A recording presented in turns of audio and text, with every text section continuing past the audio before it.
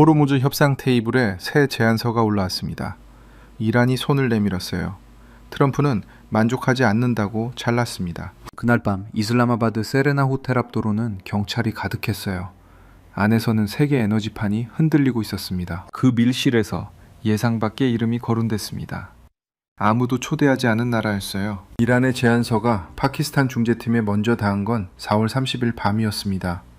전쟁 종식 먼저, 호르무즈 해협 개방 먼저, 핵 문제는 그 다음에 논의하자. 이란 관영 매체가 직접 확인해줬고 파키스탄 측 관계자도 미국에 전달됐다고 밝혔거든요. 트럼프 대통령은 백악관 앞에서 기자들에게 이렇게 말했습니다. 이란은 합의를 원하고 있다. 하지만 나는 만족하지 않는다. 핵이 빠진 합의는 없다는 거였죠. 5월 1일 전쟁 권한법 60일 시한이 만료됐어요. 의회 승인 없이 군사작전을 이어갈 수 있는 법적 기한이 끝난 겁니다. 그 전날 미군 합참의장과 중구사령관이 대통령에게 45분간 새 이란 작전 계획을 보고했다는 소식도 들어왔더라고요. 협상이냐 군사 옵션이냐 판이 그 갈림길 위에 서 있었습니다. 그 흔들림 속에서 세계에서 가장 긴장한 나라가 따로 있었어요. 원유 수입의 95%를 이 해협 하나에 의존하는 나라였습니다. 에너지 자립률 4%, 전쟁 당사국도 중재국도 아닌 나라, 한국이었어요. 27년차 외교관의 시선이 이란 제안서 한 줄에 멈춰 있었습니다. 파키스탄 외교부에서 중동 협상만 맡아온 세월이었거든요. 그 긴 시간 동안 한국은 늘 같은 자리에 있었습니다. 에너지를 사는 나라, 원유를 실어가는 나라, 협상 테이블 밖에 구경꾼. 한국이요? 이 판엔 없어요. 며칠 전 부하 직원이 물었을 때 단호하게 잘랐었죠. 당사국도 아닌 나라 이름을 왜 변수로 보느냐는 거였잖아요. 그런데 이란이 보낸 새 협상안 안에 그 나라 이름이 들어가 있었습니다. 서류를 다시 집어들었어요. 한 줄을 또 읽었습니다. 틀리지 않았거든요. 이란의 수정안은 단계별 접근이었어요. 1단계 전쟁 종식, 2단계 호르무즈 통행권 회복, 3단계에서야 핵 협상. 그 3단계 조항 안에 특정 나라와의 에너지 협력이 포함되어 있었습니다. 이름이 거기 적혀 있었거든요. 27년 내내 이런 경우는 처음이네요. 세레나 호텔 복도는 조용했어요. 에어컨 소리가 낮게 울렸습니다. 서류를 든 손이 잠깐 굳었어요. 창밖으로 이슬라마바드의 밤하늘이 열려 있었는데 경찰 조명이 호텔 외벽을 하얗게 적시고 있었습니다. 호르무즈 협상이 교착된 지 3주가 지나 있었어요. 4월 11일 이슬라마바드 1차 직접 회담은 합의 없이 끝났거든요. 2차 대면 협상 일정도 잡히지 않은 상태였습니다. 트럼프는 이란 지도부가 두세 개, 어쩌면 4개 그룹으로 분열돼 있다고 공개적으로 말했었어요. 배럴당 $100, 그 숫자가 세계를 짓누르고 있었습니다. 봉쇄가 시작됐을 때 전 세계 원유 해상 수송량의 20%가 멈췄어요. 매일 2,100만 배럴이 지나던 바닷길이 닫힌 겁니다. 국제에너지기구는 역사상 최악의 에너지 공급 차질이라고 불렀거든요. 유가가 배럴당 $105를 넘었고 아시아 전체가 흔들렸어요.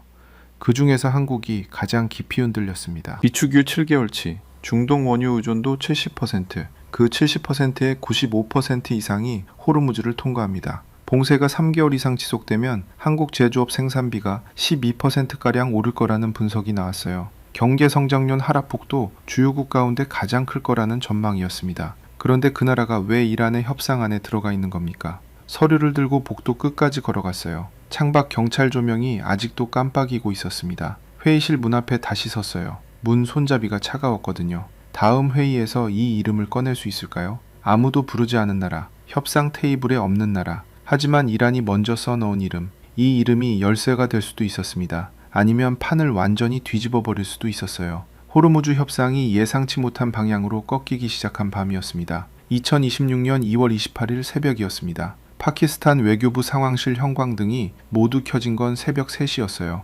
평소라면 당직 직원 한 명만 앉아있을 시간이었는데 그날은 달랐거든요. 상황실 모니터 12개가 전부 켜져 있었습니다. 이란 본토에 폭발이 터지고 있었어요. 미국과 이스라엘의 공습이었습니다. 오퍼레이션 에픽 퓨리라고 불렸죠. 이란 핵시설이 있는 포르도, 나탄즈, 이스파한 3곳이 동시에 타격을 받았어요. 속보가 초단위로 들어왔습니다. 이란 최고 지도자 하메네이가 공습으로 사망했다는 보고가 올라온 건 새벽 4시가 조금 넘어서였거든요. 고위 관료 40여 명도 함께였습니다. 상황실이 조용해졌어요. 중동을 27년간 다뤄온 외교관의 손이 그 순간 키보드 위에서 굳었습니다. 이런 속도는 처음이었거든요. 아무리 강경파 트럼프라도, 아무리 이스라엘이 강하게 밀어붙여도 이란 최고 지도자를 첫날 밤에 없애버릴 거라고는 예상하지 못했어요. 세계가 바뀌는 소리가 들리는 것 같았습니다. 사흘 뒤 이란이 호르무즈 해협을 닫았어요. 예상은 했는데 이렇게 빠를 줄은 몰랐거든요. 3월 13일 미 중구사령부가 이란 항구를 오가는 모든 선박에 대한 봉쇄를 발동하면서 해협은 완전히 막혔습니다. 하루 2,100만 배럴, 전 세계 원유 해상 수송량의 20%가 멈춰버린 겁니다. 국제에너지기구 사무총장이 국제통화기금 세계은행 춘계회의에서 말했습니다. 4월 들어서는 사실상 중단 상태입니다. 어떤 나라도 이 파장에서 자유롭지 않습니다. 유가가 배럴당 100달러를 뚫고 올라갔어요. 외교부 옥상에 올라가서 이슬라마바드 하늘을 봤습니다. 4월 초에 파키스탄 낮은 이미 뜨거웠어요. 아지랑이가 도시 위로 피어오르고 있었거든요. 멀리 마르갈라 구릉이 뿌옇게 흐렸습니다. 세계가 기름 전쟁에 들어간 겁니다. 그때 상황실로 내려오면서 들어온 팩스 한 장이 있었어요. 아시아 각국의 에너지 취약도 긴급 분석 자료였습니다.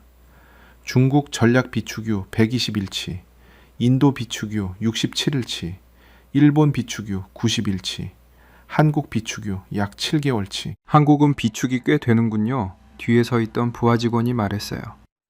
지금은 그게 문제가 아닙니다. 팩스를 넘겼거든요. 비축이 넉넉해도 원유 자체가 안 들어오면 결국 같은 문제였어요. 한국은 수입 원유의 70%를 중동에서 가져옵니다. 그 70%의 95% 이상이 호르무즈를 통과하거든요.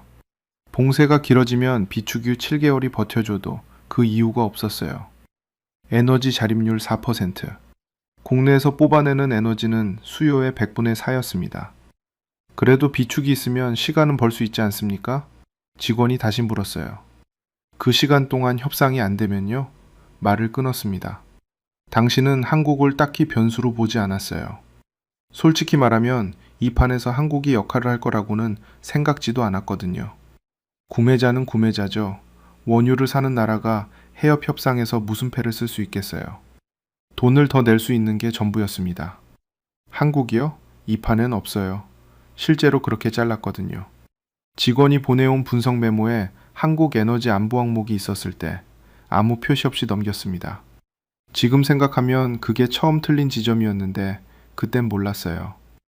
4월 7일 휴전이 성사됐습니다. 트럼프가 48시간 안에 호르무즈를 개방하지 않으면 이란 발전소를 공격한다는 최후 통첩 시한이 끝나기 직전이었어요. 이란이 적대국을 제외한 나라들에 한해 해협을 부분 개방하겠다고 선언했거든요. 2주 휴전이 성사됐습니다. 파키스탄 측의 협상 중재 요청이 온 건 그 직후였어요. 이슬라마바드 세레나 호텔 4월 11일 미국과 이란 대표단이 처음으로 같은 테이블에 마주 앉았습니다. 협상장 창문 너머로 파키스탄 경찰 차량이 줄지어 서 있었어요. 세계가 이 방 하나를 보고 있었습니다. 협상은 합의 없이 끝났습니다.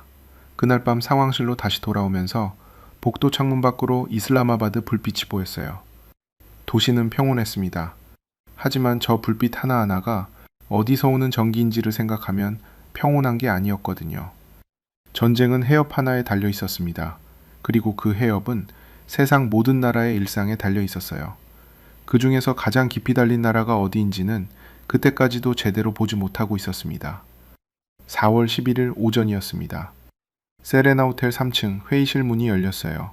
미국 대표단이 먼저 들어왔습니다. 5명이었거든요. 정장 차림에 서류 가방. 맨 앞에 선 사람이 테이블 오른쪽에 자리를 잡았어요. 파키스탄 중재팀은 가운데였습니다. 이란 대표단은 왼쪽이었거든요. 외무장관 아라그치가 직접 왔어요. 호르무즈 협상 1차 직접 회담이 시작된 겁니다. 테이블 위에 물컵이 6개 올라와 있었어요. 에어컨이 약하게 돌아가고 있었습니다. 창문 블라인드는 내려져 있었거든요. 바깥 경찰 조명이 블라인드 틈으로 가늘게 새어 들어왔어요.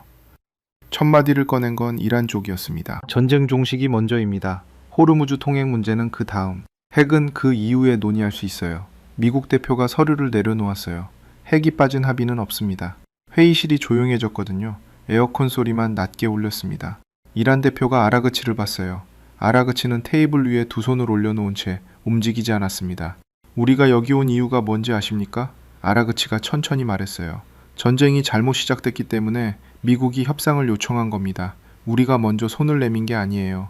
미국 대표의 표정이 굳었습니다. 전쟁 권한법 시한이 5월 1일입니다.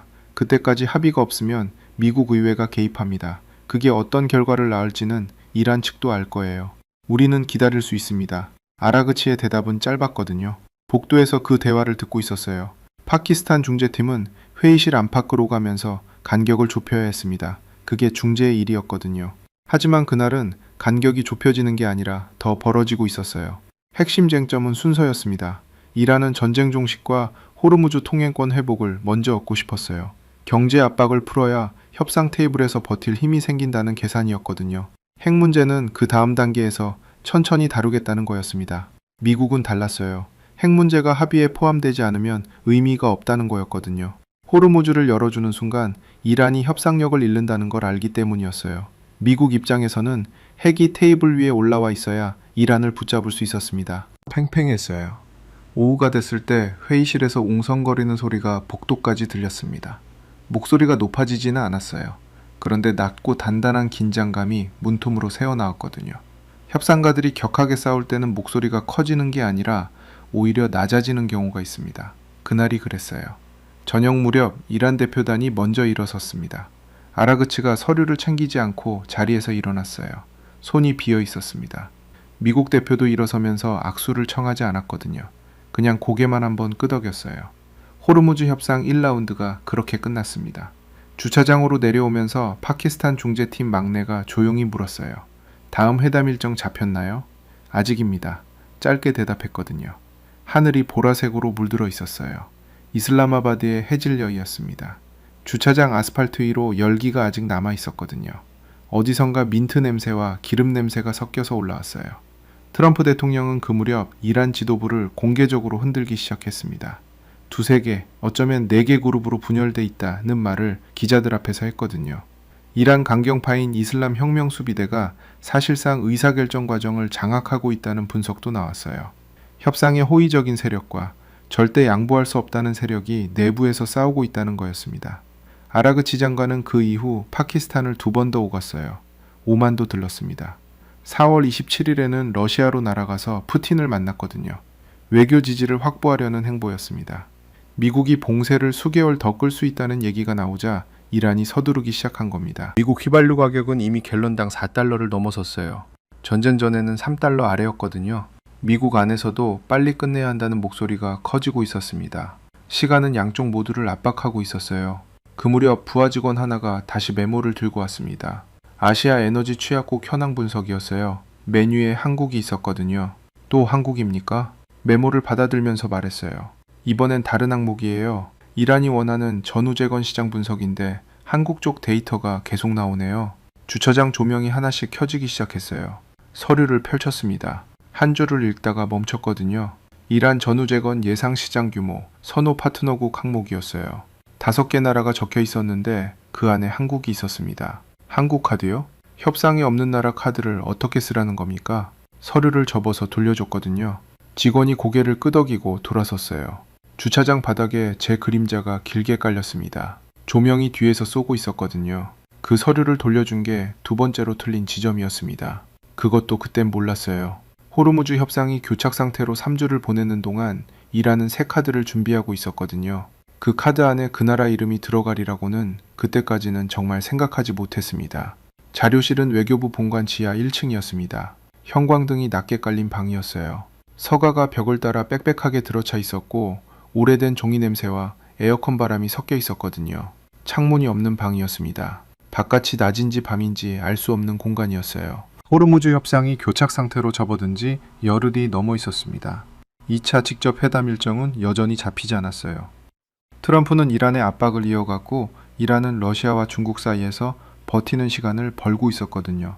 파키스탄 중재팀에게는 그 사이 어디선가 접점을 찾아야 하는 숙제가 남아 있었습니다. 그 숙제를 풀러 자료실에 내려온 거였어요.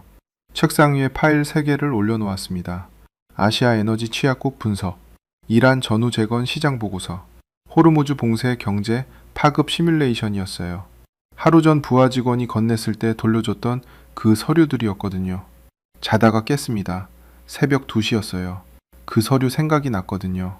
한국 항복부터 펼쳤습니다. 원유 수입 의존도, 중동산 70.7%, 그 가운데 95% 이상이 호르무즈 해협을 통과한다. 에너지 자립률 4%, 국내에서 직접 생산하는 에너지는 전체 수요의 100분의 4에 불과하다는 뜻이었어요. 페이지를 넘겼습니다. 봉쇄가 3개월 이상 지속될 경우 한국 제조업 평균 생산비 11.8% 상승, 전 산업 평균 9.4%, 국제경제협력기구는 한국의 경제성장률 전망을 2.1%에서 1.7%로 하향 조정했는데 그 하락폭이 주요국 가운데 가장 크다고 나와 있었거든요. 멈췄어요. 다시 읽었습니다. 숫자가 틀리지 않았거든요. 페이지를 앞으로 넘겼다가 다시 돌아왔어요. 출처를 확인했습니다. 한국산업연구원 추산이었어요. 신뢰할 수 있는 수치였거든요. 이게 맞습니까? 혼잣말이 나왔습니다. 자료실 형광등이 흰빛으로 서류를 비추고 있었어요. 페이지 위에 숫자들이 가지런히 박혀 있었습니다.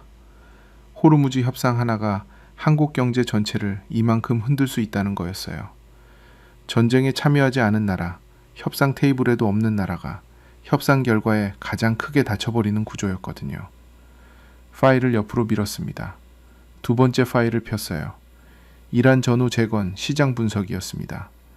이란이 새 협상안에서 단계적 접근을 주장하는 이유 중 하나가 경제 재건이라는 분석이었어요. 전쟁이 끝난 뒤 이란이 필요로 할 것들이 항목별로 정리돼 있었습니다. 에너지 플랜트 설비, 항만 시설 재건, 정유 공장 복구, 선박 건조. 그 항목 옆에 괄호가 있었어요. 세계 선박 건조 시장 점유율, 최근 3년 기준이라고 적혀 있었거든요. 숫자가 나왔습니다. 한국이 1위였어요. 액화 천연가스 운반선은 사실상 독점 수준이었습니다. 페이지를 더 넘겼어요. 방산 협력 수요 예측 항목이 있었습니다. 이란 인근 국가들이 전쟁 이후 자국 방공망 보강에 나설 것이라는 내용이었어요. 중동 지역 방공 시스템 수요 증가 전망, 공급 가능 국가 목록이 있었거든요. 미국, 러시아, 프랑스, 그리고 한국. 천공 미사일 시스템이 아랍에미리트에 배치되어 있다는 내용이 따로 붙어 있었어요. 자료실 서가 쪽으로 걸어갔습니다. 천천히였어요. 중동 지역 방산 관련 서가를 찾았거든요. 손가락으로 파일 등을 하나씩 훑었어요. 2023년, 2024년, 2025년. 천공 배치 관련 파일이 있었습니다. 꺼내서 펼쳤어요. 아랍에미리트 방공 체계에 한국산 미사일 시스템이 들어가 있다는 내용이었습니다. 페르시아만 인근 포대였거든요. 전쟁이 터지고 나서 이 포대가 실제로 가동됐다는 별도 메모가 붙어 있었어요. 요격 기록이 있었습니다. 복도 끝에 작은 창문이 하나 있었어요. 창문 앞으로 걸어갔습니다. 창문 너머로 지하 환기구가 보였어요. 낮이었거든요. 4월의 이슬라마바드, 햇빛이 환기구 새 창살 사이로 흘러내리고 있었습니다. 한국이 이 판에서 아무 역할이 없다고 했는데 그게 맞는 말이었을까요? 원유 95%가 호르무즈에 달린 나라, 봉쇄 하나에 제조업 생산비가 12% 오르는 나라, 경제 성장률 하락폭이 주요국 가운데 가장 큰 나라, 그러면서 동시에 이란 인근 나라들이 쓰는 무기를 만드는 나라, 이란이 전쟁 후 가장 필요로 할 배를 만드는 나라, 구매자이면서 동시에 공급자였어요. 에너지를 사는 쪽이면서 이란이 원하는 것을 만드는 쪽이기도 했거든요. 창문 쇠창살에 손을 올렸습니다. 철이 낮 열기를 받아 미지근했어요. 환기구에서 흙냄새와 아스팔트 냄새가 섞여서 올라왔거든요. 이 나라는 협상 테이블 밖에 있는 게 아니었습니다. 다시 혼잣말이 나왔어요. 호르무즈 협상이 풀리지 않는 이유 중 하나는 양측이 서로 줄 것이 없다고 생각하기 때문이었습니다. 미국은 핵을 요구하고 이란은 줄 수 없다고 버티거든요. 누군가 새로운 카드를 테이블 위에 올려야 판이 움직일 수 있었어요. 그 카드를 이란이 먼저 발견했다는 게 새 협상안 안에 적혀 있었던 겁니다. 자료실로 돌아왔어요. 파일 3개를 들었습니다. 계단을 올라가면서 발소리가 울렸거든요. 지하에서 지상으로 올라오는 계단이었어요. 상황실 문을 열었습니다. 직원 2명이 모니터를 보고 있었거든요. 한국 외교부 에너지 담당 채널 번호 있습니까? 직원이 고개를 들었어요. 예상 못한 질문이었겠거든요. 찾아드릴까요? 네. 파일을 책상에 내려놓았어요. 커버를 다시 한번 봤습니다. 한국, 원유 95%, 에너지 자립 4%, 세계 조선 1위. 호르무즈 협상에서 한국을 빼고 생각해온 게 처음부터 틀린 계산이었다는 걸 그때 처음으로 알았거든요. 한국 외교부 에너지 담당 채널 번호를 받아든 건 오후였습니다. 전화를 걸지는 않았어요. 번호만 종이에 적어서 주머니에 넣었거든요.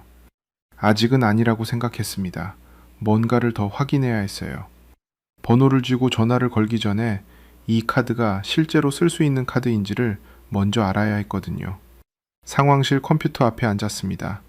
호르무즈 협상 관련 파일을 열었어요. 옆에 아랍에미리트 방공체계 자료를 펼쳐두었습니다. 두 파일을 번갈아가며 읽기 시작했거든요. 2023년이었어요. 아랍에미리트가 한국과 방산계약을 맺었습니다. 천궁 미사일 시스템이었거든요. 계약 규모는 공개되지 않았지만 페르시아만 인근 여러 포대에 배치됐다는 내용이 자료에 적혀 있었어요. 실전 운용 기록이 따로 붙어 있었거든요. 이번 전쟁에서 이란이 드론과 미사일을 쐈을 때 그 포대가 작동했습니다. 요격 기록이 있었어요. 화면 밖으로 시선이 잠깐 풀렸습니다. 그때 장면이 떠올랐거든요. 아부다비 외곽이었어요. 2024년 봄이었습니다. 아랍에미리트 군 관계자와 면담이 있어서 그쪽을 방문했던 적이 있었거든요. 이동하는 차 안에서 창밖으로 사막 쪽에 뭔가 솟아있는 걸 봤습니다. 기다란 발사대 형태였어요. 군시설이라는 건 알았는데 어느 나라 장비인지는 당시엔 관심이 없었거든요. 그게 천궁포대였습니다. 한국인 기술자들이 거기 있었다는 내용도 자료에 나왔어요. 초기 배치 때 한국 측 엔지니어들이 현장에서 직접 시스템을 설치했다는 거였거든요. 사막 한복판에서 장비를 내리고 발사대를 세우고 조준 시스템을 맞추던 사람들이었어요. 낮 기온이 45도를 오르내리는 곳이었습니다. 그들이 세운 포대가 이번 전쟁에서 가동됐어요. 화면으로 눈을 돌렸습니다. 다음 파일을 열었거든요. 한국 방산 수출 현황이었습니다. 최근 3년 수출액 증가율이 가파르게 올라가 있었어요. 폴란드의 전차 수백 대 계약, 루마니아의 자주포, 필리핀의 전투기, 스톡홀름 국제평화연구소가 발표한 세계 방산 수출 순위에서 한국이 4위로 올라섰다는 내용도 있었거든요. 10년 전만 해도 10위권 밖이었던 나라였어요. 페이지를 넘겼습니다. 조선 수출 현황이 나왔어요.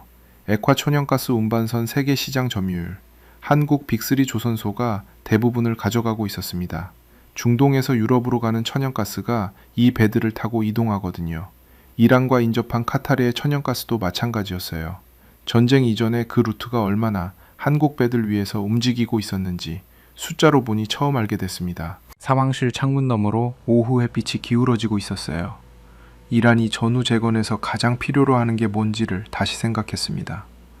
에너지 플랜트, 항만, 정유설비, 배. 그 목록에 한국이 빠지지 않았거든요. 이란이 손을 내밀 수 있는 나라, 이란이 원하는 것을 가진 나라 목록에서 한국은 빠질 이유가 없는 나라였어요. 그런데 왜 지금까지 이 나라를 변수로 보지 않은 겁니까? 혼잣말이 나왔어요. 대답이 없었거든요. 당연히 없죠. 혼자였으니까요. 호르무즈 협상이 교착된 이유 중 하나는 양측이 서로에게 줄 것이 없다고 생각하기 때문이었습니다. 미국은 핵을 요구하고 이란은 줄 수 없다고 버티는 구조였어요. 판을 움직이려면 새로운 교환 가치가 필요했거든요. 누군가 제3의 카드를 올려야 했어요. 이란이 그 카드를 발견했다는 게 새 협상 안에서 드러난 거였습니다. 그렇다면 한국은 알고 있을까요? 자국이 협상의 변수가 됐다는 걸 한국은 알고 있을까요? 아니면 지금도 테이블 밖에서 유가 숫자만 보고 있는 걸까요? 의자에서 일어났습니다. 창가로 걸어갔어요. 이슬라마바드 오후였거든요.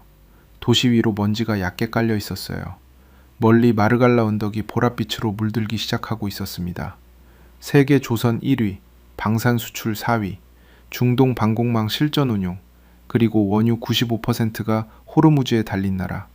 이 나라는 에너지를 가장 절실하게 필요로 하는 나라이면서 동시에 이란이 전쟁 후 가장 필요로 할 것을 가진 나라였어요. 구매자이고 공급자였습니다. 약자이고 강자였거든요. 호르무즈 협상에서 한국은 없는 게 아니었어요. 양쪽이 모두 그 나라를 보지 못하고 있을 뿐이었거든요. 그렇다면 중재자가 먼저 꺼낼 수 있었어요. 창가에서 돌아서면서 책상에 종이를 집었습니다. 한국 외교부 에너지 담당 채널 번호가 적힌 종이었어요. 손 안에서 구겨지지 않도록 조심스럽게 펼쳤거든요. 아직은 아니었습니다. 확인할 게 하나 더 있었어요. 이란 새 협상안에 한국이 거론된 맥락이 정확히 어떤 의도인지 파악해야 했거든요. 이란이 한국을 카드로 쓰려 한다면 미국이 그 카드를 어떻게 받아들일지도 생각해야 했어요. 트럼프가 만족하지 않는다고 말한 직후에 이 카드를 꺼내면 역효과가 날 수도 있었거든요. 하지만 타이밍이 맞으면 달랐어요. 전쟁 권한법 시한이 이미 지났습니다. 트럼프가 군사 옵션을 꺼내기 전에 외교적 접점이 하나라도 만들어져야 했거든요. 그 접점이 한국이라는 이름 하나에서 시작될 수도 있었어요. 아무도 초대하지 않은 나라였습니다. 그런데 이 판에서 가장 결정적인 자리에 있는 나라이기도 했어요. 상황실 문을 열고 나왔습니다. 복도가 조용했어요. 저녁이 가까워지고 있었거든요. 복도 끝 창문으로 이슬라마바드 하늘이 붉게 물들어 있었습니다. 한국 채널에 연락하기 전에 먼저 할 게 있었어요. 이란 측 중재 채널에 조용히 물어봐야 했거든요. 새 협상안에서 한국이 거론된 건 이란의 의도입니까? 아니면 우연히 들어간 이름입니까? 그 대답이 나오기 전까지는 아무것도 알 수 없었습니다. 호르무즈 협상이 예상치 못한 변수 하나를 들고 돌아오고 있었어요. 그 변수의 이름을 이제는 더 이상 모른 척할 수가 없었거든요. 이란 측 중재 채널에 연락한 건 저녁 8시였습니다. 암호화된 메신저였어요. 파키스탄과 이란 사이에 오래 써온 채널이었거든요. 짧게 물었습니다. 새 협상안 안에 특정 나라가 거론된 게 의도적인 건지 아니면 다른 이유가 있는 건지를요. 답이 오는데 1시간이 걸렸어요. 준비실 의자에 앉아서 모니터 2개를 보고 있었습니다. 하나는 국제유가 실시간 화면이었어요. 하나는 외신 속보창이었거든요. 이란이 새 협상안을 전달했다는 소식이 나간 뒤 유가가 소폭 내려갔습니다. 배럴당 $100 선까지였어요. 시장이 협상 가능성을 조금은 반영하기 시작한 거였거든요. 그런데 트럼프의 반응이 나오면서 다시 올랐습니다. 합의를 원하지만 나는 만족하지 않는다. 한마디였어요. 그 한마디가 시장을 다시 흔들었거든요. 그게 협상이 살아있다는 신호인지 죽어가고 있다는 신호인지를 시장도 판단하지 못하고 있었습니다. 숫자가 올랐다 내렸다를 반복했어요. 메신저 알림이 울렸습니다. 화면을 봤어요.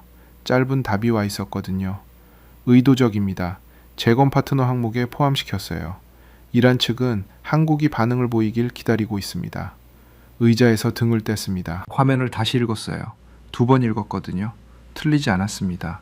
이란이 먼저 손을 내민 거였어요. 미국을 향해 내민 손이 아니었습니다. 한국을 향해 내민 손이었거든요. 협상 테이블에 없는 나라를 향해서요. 준비실 형광등이 낮게 울렸어요. 이란의 계상이 무엇인지는 어렵지 않게 읽혔습니다. 미국과 직접 핵협상을 하기 싫은 이란이 우회로를 찾고 있었어요. 경제 재건 파트너를 먼저 확보하면 협상 테이블에서 시간을 버는 동안 내부 경제 압박을 줄일 수 있거든요. 한국이 재건 파트너로 들어오면 이란은 그 카드를 들고 다음 협상에 앉을 수 있었어요. 호르무즈 협상 구도에 새 축이 하나 생기는 거였습니다. 창가로 걸어갔어요. 밖이 어두웠거든요.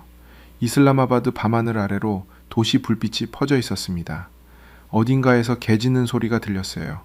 바람에 민트 냄새가 섞여 있었거든요. 유가 화면이 계속 깜빡이고 있었어요. 배럴당 $100. 그 숫자 뒤에 한국 제조업 생산비 11.8%, 경제성장률 하락폭, 주요국 최대, 비축률 7개월. 그 7개월이 지나면 아무것도 없는 구조. 이란이 한국을 기다리고 있다는 말이 메아리처럼 머릿속에서 돌았습니다. 준비실 문이 열렸어요. 부하 직원이 들어왔거든요.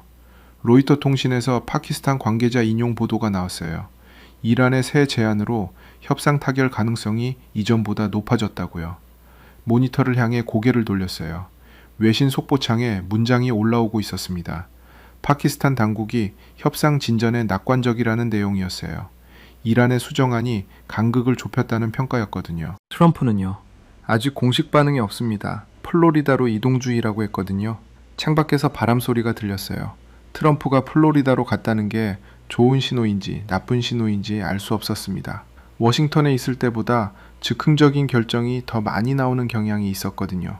이란을 완전히 초토화할 수도 있고 합의를 시도할 수도 있다고 말했던 사람이었어요. 한국 외교부 에너지 채널 번호 아직 갖고 계시죠? 직원이 멈췄어요. 네, 갖고 있습니다. 내일 아침에 연락해봐야 할 것 같아요. 직원이 고개를 끄덕이고 나갔습니다. 문이 닫혔어요. 준비실이 다시 조용해졌거든요. 모니터 앞에 다시 앉았습니다. 유가 화면과 외신 속보창을 번갈아 봤어요. 이란의 새 협상안, 트럼프의 불만족, 파키스탄의 낙관, 그리고 한국을 기다린다는 이란의 메시지. 이 네 가지가 한꺼번에 머릿속에 있었거든요. 한국이 이란의 요청에 응한다면 어떻게 될까요? 재건 파트너 협약을 맺으면 이란은 그 카드를 들고 협상 테이블에 앉을 명분이 생깁니다. 미국이 그 구도를 어떻게 볼지가 변수였어요. 한국이 이란과 손을 잡으면 미국과의 관계에서 마찰이 생길 수도 있거든요. 그런데 한국이 아무것도 안 한다면요. 원유 95%가 이 협상 결과에 달려 있는데 협상이 결렬되면 한국이 가장 먼저 타격받는 구조인데 그 협상에서 자국 이름이 거론됐는데도 모른 척하는 건 말이 안 됐어요. 한국이 이 상황을 알고 있는지조차 확실하지 않았거든요. 외신 속보창에 새 문장이 올라왔습니다. 미국 국방부가 군사 옵션을 완전히 배제하지 않고 있다는 내용이었어요. 전쟁권한법 시한이 지났지만 트럼프가 다른 법적 근거를 찾고 있다는 분석도 따라 붙었거든요. 시간이 없었습니다. 호르무즈 협상이 군사 옵션으로 빠지기 전에 외교적 접점이 만들어져야 했어요. 그 접점이 한국이라는 이름 하나에서 시작될 수 있었거든요. 아무도 초대하지 않은 나라, 테이블에 없는 나라, 하지만 이란이 기다리고 있는 나라. 모니터 옆에 접어둔 종이를 집었어요. 한국 외교부 에너지 담당 채널 번호였거든요. 펼쳐서 봤습니다. 번호가 10자리였어요. 긴 번호였거든요. 내일 아침이라고 했는데 내일 아침까지 기다려도 되는 건지 알 수 없었습니다. 트럼프가 플로리다에서 새벽에 또 무슨 말을 올릴지 몰랐어요. 이란 강경파가 밤사이에 협상안을 뒤집을 수도 있었거든요. 준비실 형광등이 낮게 울렸어요. 유가 화면이 깜빡이고 있었습니다. 한국을 변수로 보지 않았던 게 틀린 계산이었다는 건 이미 알고 있었어요. 마음 한쪽에서 뭔가 흔들리고 있었거든요. 오래 믿어온 구도가 흔들리는 느낌이었어요. 하지만 그 흔들림을 아직 말로 꺼내지는 않았습니다. 내일 아침 그 번호에 전화를 걸면 그때부터는 돌아올 수 없는 선을 넘는 거였어요. 준비실 창문 너머로 이슬라마바드 밤이 깊어가고 있었습니다. 도시 불빛이 낮고 조용하게 펼쳐져 있었거든요. 번호를 접어서 셔츠 주머니에 넣었어요. 호르무즈 협상이 예상 밖의 나라를 향해 손을 내밀고 있었습니다. 그 손을 누군가 먼저 잡아줘야 했거든요. 그 누군가가 중재자인지 아니면 한국 스스로인지 그것만 남아 있었어요. 다음 날 새벽이었습니다. 잠이 오지 않았어요. 준비실 소파에서 눈을 뜬 건 새벽 5시였거든요. 셔츠 주머니에 손을 넣었습니다. 종이가 거기 있었어요. 한국 외교부 번호가 적힌 종이였거든요. 밖으로 나왔어요. 이슬라마바드 새벽은 조용했습니다. 도로에 차가 없었어요. 인도 블록 사이로 새벽 냉기가 올라오고 있었거든요. 걷기 시작했습니다. 방향은 없었어요. 그냥 걸었거든요. 한 블록을 지났을 때 골목 안쪽으로 불빛이 보였습니다. 작은 가게였어요. 빵을 굽는 냄새가 골목까지 흘러나오고 있었거든요. 새벽에 일하는 사람이 있었어요. 2블록을 더 걸었을 때 외벽이 나왔습니다. 한국 대사관 외벽이었어요. 이슬라마바드에 주재하는 한국 공간이었거든요. 건물은 조용했습니다. 불이 꺼져 있었어요. 새벽이었으니까요. 외벽 한쪽 면에 패널이 붙어 있었어요. 걸음을 멈췄습니다. 한국과 파키스탄 수교 기념 전시 패널이었어요. 사진 몇 장이 붙어 있었거든요. 가로등 불빛이 패널을 비추고 있었습니다. 가까이 다가갔어요. 흑백 사진이었습니다. 1977년이라고 적혀 있었어요. 파키스탄 북부 건설 현장이었거든요. 댐 공사였습니다. 흙먼지가 뿌연 현장 사진이었어요. 사진 왼쪽에 작업복을 입은 사람들이 서 있었습니다. 헬멧을 쓰고 있었거든요. 얼굴이 검게 그을려 있었어요. 그 옆에 파키스탄 현장 관계자들이 함께 서 있었습니다. 사진 아래 작은 글씨가 있었어요. 한국 건설 기술자들과 파키스탄 현장팀의 공동 작업, 망갈라댐 2단계 공사. 오래된 글씨였습니다. 잉크가 발에서 겨우 읽힐 정도였거든요. 사진을 봤어요. 그 작업복 안에 있는 사람들이 누구인지는 알 수 없었습니다. 이름도 없었어요. 얼굴도 잘 보이지 않았거든요. 그냥 헬멧 쓴 사람들이었어요. 그런데 그 순간 이상한 느낌이 들었습니다. 그 사람들이 왜 거기 있었을까요? 1977년 파키스탄, 낯선 나라의 낯선 공사 현장, 흙먼지가 뒤덮인 곳에서 헬멧을 쓰고 서 있는 한국 사람들. 그들이 거기 간 이유가 뭐였을까요? 가난이었을 겁니다. 그 시절 한국은 가진 게 없었어요. 에너지도 없었고 자원도 없었거든요. 그래서 사람을 보냈습니다. 기술을 팔러 갔어요. 파키스탄에, 사우디아라비아에, 쿠웨이트에, 이란에, 중동과 아시아 건설 현장에 한국 사람들이 갔거든요. 사막 낮 기온이 50도에 육박하는 곳에서 파이프를 용접했어요. 정유시설을 지었습니다. 항만을 세웠거든요. 떼물을 올렸어요. 땅이 타들어가는 여름에도 쉬지 않았습니다. 그 손들이 번 돈이 한국으로 갔어요. 그 돈으로 공장을 지었거든요. 그 공장에서 배를 만들었습니다. 그 배가 오늘 세계 액화 천연가스 운반선 시장의 대부분을 가져가고 있었어요. 그 손들이 닦은 기초 위에 오늘의 한국이 서 있었던 겁니다. 가로등 불빛이 흑백 사진을 비추고 있었어요. 사진 속 얼굴들이 아직도 흙먼지 속에 서 있었습니다. 눈시울이 뜨거워졌거든요. 예상하지 못했어요. 새벽 이슬라마바드 한국 대사관 외벽 앞에서 이렇게 될 줄은 몰랐습니다. 그 사람들은 지금 어디 있을까요? 1977년에 이 사진 안에 서 있던 그분들이요. 지금쯤 70이 넘었을 거예요. 80이 됐을 수도 있거든요. 한국 어딘가에서 손주들과 살고 있겠죠? 텔레비전에서 육아 뉴스가 나올 때 그분들이 뭘 생각하는지는 모르겠습니다. 그런데 그분들이 파키스탄 흙먼지 속에서 닦아둔 길이 오늘 이 협상의 한 축이 되고 있었어요. 한국이 세계 조선 1위가 된 뿌리가 거기 있었거든요. 한국이 중동 방공 시스템을 납품할 수 있는 신뢰가 거기서 시작됐어요. 아무도 안 가려던 곳에 가서 아무도 안 하려던 일을 하고 아무것도 없는 손으로 쌓아 올린 세월이 오늘 이 협상에서 한국의 이름을 만들어준 거였습니다. 그분들은 호르무즈 협상이 뭔지 몰랐을 거예요. 파키스탄 중재 채널이 어떻게 돌아가는지도 몰랐겠죠. 그냥 먹고 살려고 갔을 겁니다. 가족을 위해서 갔겠죠. 그런데 그 발걸음이 여기까지 닿아 있었어요. 외벽 앞에 한참 서 있었습니다. 새벽 바람이 불었어요. 파키스탄 새벽 냄새였거든요. 흙냄새와 빵 굽는 냄새가 섞여서 골목을 타고 올라왔습니다. 한국을 구경꾼이라고 했어요. 협상 테이블에 없는 나라라고 했거든요. 에너지를 사는 나라, 원유를 실어가는 나라. 그 이름을 27년 동안 고집해왔습니다. 그게 틀렸습니다. 처음부터 틀렸어요. 한국은 구경꾼이 아니었거든요.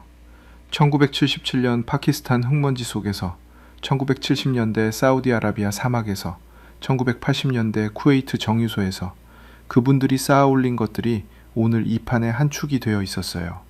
그게 지금 이 협상에서 이란이 기다리는 이름의 뿌리였거든요. 입을 열었습니다. 말이 나오지 않았어요. 여러분의 아버지가 파이프를 용접하던 사막이 오늘 세계에서 가장 뜨거운 협상 테이블 위에 올라와 있었어요. 여러분의 어머니가 봉투에 돈을 넣어 붙이던 그 세월이 오늘 한국을 이 판에서 가장 결정적인 나라로 만들어줬거든요. 그분들이 만들어 놓은 것들을 우리가 너무 오래 못 보고 있었습니다. 오래된 흑백 사진 속 헬멧 쓴 얼굴들을 다시 봤어요. 이름도 몰랐습니다. 얼굴도 제대로 보이지 않았거든요. 그런데 그분들이 거기서 버텼기 때문에 오늘 한국이 이 협상에서 한 자리를 차지하고 있었어요. 27년 동안 틀렸습니다. 단어가 입 밖으로 나왔어요. 혼잣말이었거든요. 새벽 이슬라마바드 골목에서 아무도 없는 곳에서 나온 말이었어요. 두 눈이 뜨거웠습니다. 손등으로 눈가를 눌렀거든요. 새벽 냉기가 뺨에 닿았어요. 셔츠 주머니에서 종이를 꺼냈습니다. 한국 외교부 번호가 적힌 종이였어요. 더 이상 내일 아침까지 기다릴 이유가 없었습니다. 호르무즈 협상이 한국을 기다리고 있다면 그 기다림이 얼마나 오래된 것인지를 이제는 알고 있었거든요. 1977년 파키스탄 흙먼지 속에서 헬멧을 쓴 그분들부터 시작된 기다림이었어요. 그 세월이 오늘 이 한 통의 전화를 가능하게 만들어준 거였습니다. 새벽 이슬라마바드 골목에서 한국 대사관 외벽 앞에서 전화기를 들었습니다. 전화는 새벽 5시 반에 연결됐습니다. 한국 외교부 에너지 담당 채널이었어요. 수신 담당자가 놀란 눈치였거든요. 파키스탄 외교부에서 새벽에 걸려온 전화였으니 그럴만도 했습니다. 짧게 말했어요. 호르무즈 협상에서 한국이 거론됐다는 것, 이란의 새 협상안에 한국이 재건 파트너로 명시됐다는 것, 그리고 한국이 이 사실을 알고 있어야 한다는 것. 수학이 넘어가 한동안 조용했어요. 확인하겠습니다. 그 한마디가 돌아왔습니다. 전화를 끊었어요. 한국 대사관 외벽 앞에 아직 서 있었거든요. 가로등이 켜져 있었습니다. 흑백 사진 패널이 가로등 빛을 받아 희미하게 빛나고 있었어요. 1977년 파키스탄 댐 공사 현장. 헬멧 쓴 얼굴들이 거기 있었거든요. 전화기를 주머니에 넣었습니다. 호르무즈 협상에서 한국을 빼고 생각해온 세월이 얼마나 됐을까요? 오랫동안이었어요. 이 바닥에서 일해오는 내내 한국은 늘 같은 자리였거든요. 에너지를 사는 나라, 원유를 실어가는 나라, 협상 테이블 밖에서 결과를 기다리는 나라. 그게 완전히 틀렸습니다. 숫자들이 머릿속에서 다시 지나갔어요. 원유 수입의 95%가 호르무즈를 통과합니다. 봉쇄가 석 달 이상 지속되면 제조업 생산비가 11.8% 오릅니다. 비축유 7개월치, 그 이후엔 없어요. 주요국 가운데 경제 성장률 하락폭이 가장 크다는 나라. 그 나라가 세계 조선 1위이고 중동 방공망을 납품하는 나라이기도 했거든요. 그 두 얼굴을 오랫동안 따로 봐왔어요. 에너지 구매자라는 얼굴 하나, 기술 공급자라는 얼굴 하나. 그 두 얼굴이 하나의 나라에 붙어 있다는 것을, 그래서 이 나라가 호르무즈 협상에서 누구보다 결정적인 자리에 있다는 것을 보지 못했거든요. 본질을 잘못 읽었던 겁니다. 호르무즈 협상은 미국과 이란의 싸움이 아니었어요. 에너지에 달린 세계 전체의 문제였거든요. 그 세계에서 가장 취약하고 동시에 가장 필요한 것을 가진 나라. 그 나라가 협상 변수로 들어오는 건 당연한 수순이었습니다. 이란이 먼저 알아챈 것뿐이었어요. 그걸 중재자가 뒤늦게 발견한 거였거든요. 틀렸습니다. 오랫동안 틀렸어요. 새벽 냉기가 뺨을 건드렸습니다. 골목 끝에서 빵 굽는 냄새가 다시 올라왔어요. 어디선가 아잔 소리가 낮게 시작되고 있었거든요. 이슬라마바드 새벽 예배였습니다. 걷기 시작했어요. 세레나 호텔 방향이었거든요. 10블록쯤 됐어요. 걸으면서 생각했습니다. 한국 외교부에서 연락이 오면 뭐라고 할 것인지를요. 이란 측에 어떻게 다음 채널을 열 것인지를. 트럼프가 다음 발언을 하기 전에 어떤 순서로 움직여야 하는지를. 한 블록씩 지날 때마다 그림이 조금씩 선명해졌어요. 세레나 호텔 앞에 도착했을 때 하늘이 밝아오고 있었습니다. 남색이던 하늘이 아주 조금씩 파랗게 풀리고 있었어요. 호텔 외벽이 그 빛을 받아서 회색에서 흰색으로 변해가고 있었거든요. 호텔 앞 보도블록 위에 섰습니다. 하루 전 이란 협상안이 이 안에 도착했던 날 밤이 생각났어요. 경찰 차량이 도로를 막고 있었거든요. 지금은 조용했습니다. 도로가 비어 있었어요. 바람이 도로 위를 쓸고 지나갔거든요. 그때 뭔가가 발에 밟혔습니다. 내려다봤어요. 작은 돌멩이였거든요. 이슬라마바드 보도블록 사이에 끼어있던 돌이었어요. 집어들었습니다. 손바닥 위에 올려놨거든요. 거칠었어요. 가장자리가 뾰족했습니다. 이슬라마바드 땅에서 온 돌이었어요. 한국에서 온 사람들이 1977년에 이 땅 흙을 밟았겠구나 싶었습니다. 그 사람들이 닦아놓은 것들이 오늘 이 협상의 한 축이 되어 있었어요. 그 사실이 새벽빛 속에서 이상하게 선명하게 느껴졌거든요. 설명하기 어려운 느낌이었어요. 손바닥에 돌을 쥔 채 하늘을 봤습니다. 하늘이 점점 밝아지고 있었어요. 마르갈라 구릉이 어둠 속에서 윤곽을 드러내기 시작했거든요. 이슬라마바드 새벽이 열리고 있었습니다. 돌을 다시 보도블록 틈에 내려놓았어요. 이 협상이 어떻게 끝날지는 알 수 없었습니다. 트럼프가 만족할지, 이란 강경파가 끝까지 버틸지, 한국이 이 카드를 쓸 준비가 됐는지도 몰랐어요. 협상이란 게 원래 그랬거든요. 끝을 알 수 없으니까 이어가는 거였어요. 그런데 어제와 달라진 게 하나 있었습니다. 호르무즈 협상을 보는 눈이 달라졌거든요. 이 협상에서 한국은 구경꾼이 아니었어요. 1977년 흙먼지 속에서 시작된 것들이 오늘 이 판 위에 올라와 있었거든요. 그 사실을 이제는 알고 있었습니다. 그러니까 다음 움직임도 달라져야 했어요. 호텔 유리문 너머로 로비 불빛이 켜지기 시작했어요. 발걸음을 돌렸습니다. 상황실로 가야 했거든요. 한국 외교부 답변이 언제 올지 몰랐어요. 이란 측에도 연락을 넣어야 했습니다. 트럼프의 다음 발언이 나오기 전에 움직여야 했거든요. 걸음을 옮기면서 뒤를 한번 돌아봤어요. 세레나 호텔 외벽이 새벽빛을 받아서 환하게 빛나고 있었습니다. 이슬람아바드 하늘이 그 위로 열려 있었어요. 어딘가에서 비둘기 한 마리가 날아올라 지붕을 가로질러 갔거든요. 호르무즈 협상이 아직 끝나지 않았어요. 그리고 이제 그 안에 한국이 있다는 걸 알고 있었습니다. 그것만으로 충분했거든요. 이슬람아바드 새벽이 완전히 열리고 있었어요.